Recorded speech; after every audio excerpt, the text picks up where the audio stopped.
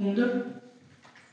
Edhe Bashkia e Korçës përmes një marrëveshje të lidhur me Agjencinë Shtetërore të Kadastrës do të ndihmojë në përshpejtimin e procesit të legalizimeve. Marrëveshja është diskutuar në Këshillin Bashkiak të Korçës, ku kryebashkiaku ka shpjeguar edhe dy funksionet që do të kryejnë punonjësit e këtij institucioni në ndihmë të këtij procesi. Roli i bashkive sipas marrëveshjes që ne do të nënshkruajmë me Agjencinë Shtetërore të Kadastrës është në dy aspekte. E para, krijimi një helpdesku në bashki i cili do të funksionojë për të informuar qytetarët për problematikat apo për stadin e aplikimit të tyre për legalizim, dhe e dyta për të angazhuar kapacitete njerëzore për të ndihmuar agjencitë shtetërore të kadastrës për ta përshpejtuar, pra për të rritur ritmin e procesit të legalizimit. Opozita ka kundërshtuar lidhjen e kësaj marrëveshje, duke theksuar se ajo nuk do të sjellë asnjë gjë të re.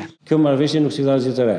Bën një makjazh të problemit. Ju themi qytetarëve që ky problem po ju premtojmë që do ta zgjidhim. Edhe pse se kemi zgjidhur në 11 vjet apo 16 vjet apo 20 vjet. Për këtë arsye, iniciativa ASHK-s është me qëllime të mbrapshta. Kjo pikë e rendit të ditës është miratuar me shumicë votash, ndërsa pritet që së shpejti marrëveshja të vihet në funksion, duke ndihmuar në përshpejtimin e procesit të legalizimeve për objektet që ende nuk janë legalizuar në Bashkinë e Korçës.